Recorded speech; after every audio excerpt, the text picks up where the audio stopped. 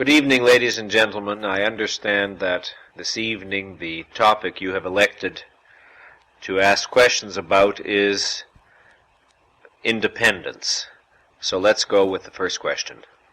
Mr. Branden, in the following hypothetical situation, I have completed a complex and difficult assignment for which my immediate supervisor has praised me highly. Assuming that I had made independently a judgment that I had done a good job, would the fact that I get satisfaction from the praise of my boss indicate that I lack independent judgment? Most emphatically not.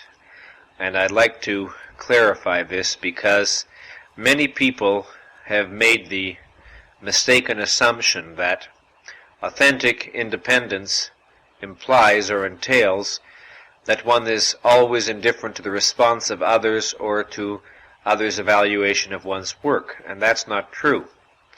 If you have done a good job, there are many obvious reasons why it would be important to you to gain the recognition and appreciation of your superiors. And if your work is recognized, if the value of your achievement is recognized, it's natural and normal for you to enjoy this and to take pleasure in it, because that's the way things should be. If you do good work, it should be recognized. You should be praised for it. That's the way human beings should deal with each other, and that's what we all would like to have happen to us in our dealings with other human beings, that we would be treated fairly and justly and given the recognition which we have earned when we have earned it. So don't ever assume that the desire for understanding or appreciation in the rational sense clearly evident in this case implies any reflection on your independence.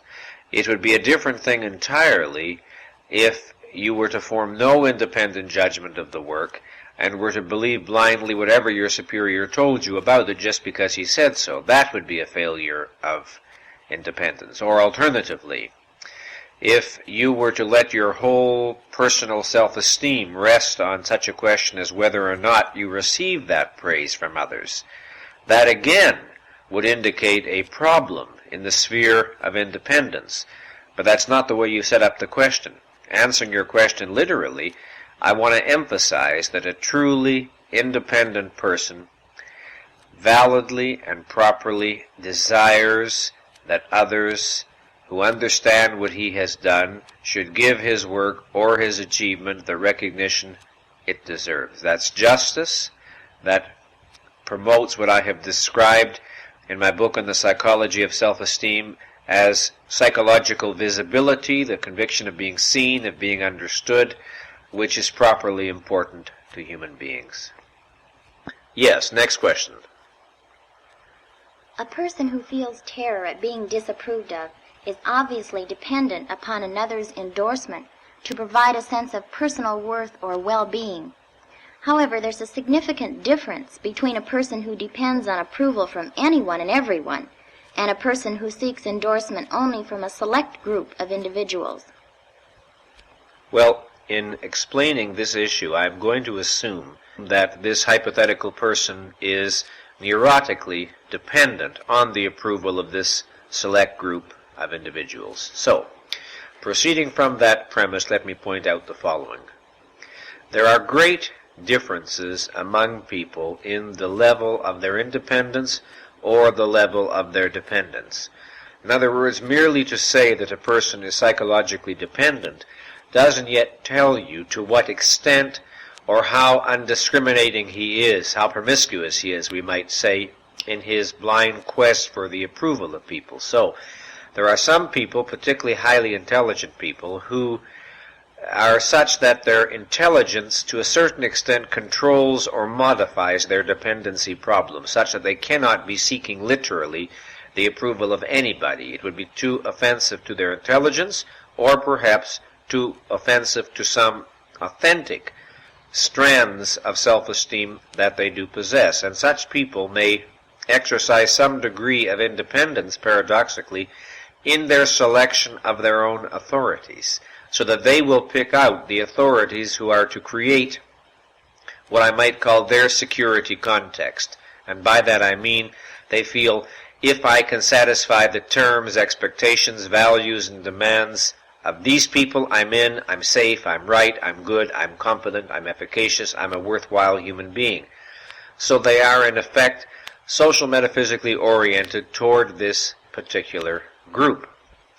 However, what is important to remember is that they are able to be independent of other people more or less to the extent that they are successful in gaining the approval of this special group of significant others. Because if their select group were to repudiate them, snub them, rebuke them, this would be very damaging to their self-esteem, or more accurately to their pseudo-self-esteem, and they would be pushed down to a level where the approval of outsiders, of the lower classes, metaphorically speaking, would become more appealing to them and more important to them, so that it's all relative even then.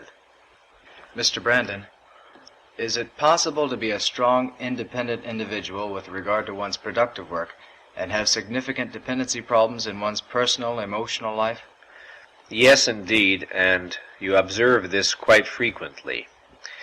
To begin with, a person can be fundamentally dependent in the sense that he looks to others to set his ultimate values and goals, but if he is living in a subculture or in an environment in which he is guided in the direction of being ambitious or productive, he might show great industriousness, great productiveness, great ingenuity, great intelligence in his profession, be, quote, independent, unquote, within his profession, be willing to challenge many of the mores of his competitors or colleagues, because he's operating in a wider context which is still socially acceptable within his subculture, namely the ambitious, industrious, adventurous person, let us say. And such an individual, and this is only one pattern, such an individual may still have a very real underlying dependency problem, which manifests itself most powerfully in the sphere of his personal relationships, above all perhaps in a romantic love relationship, where he has underlying very deep insecurities and he turns to the loved one to build up his sense of personal worth. Therefore, don't imagine that if you see a person being very aggressive, very adventuresome in his career, you can assume that he is equally energetic, equally self-reliant elsewhere. But that is only one pattern, because here I'm describing a person whose very adventuresomeness is still taking place within the wider system of values on which he's leaning. But now let's take another pattern. Remember that it's not the case that a person is independent about everything or independent about nothing.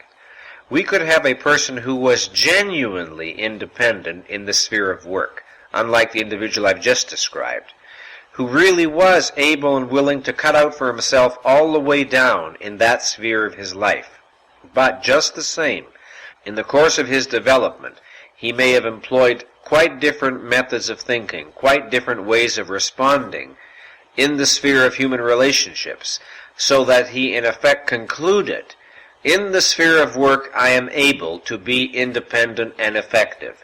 In the human realm I am helpless, I am impotent, I am ineffective, and in effect I need a great deal of reassurance and support from others. And I want to emphasize that this is a pattern, either of the two I've indicated, which one encounters quite frequently. I might add one concluding thought. The human race might still be at a very primitive level of development if, in order for a human being to be independent about anything, he had to be independent about everything. The truth is, of course, that the progress of human beings throughout history often resulted from the fact that some men were able to achieve a significant degree of independence, at least in some areas of their life, though unfortunately, more often than not in all areas of their life.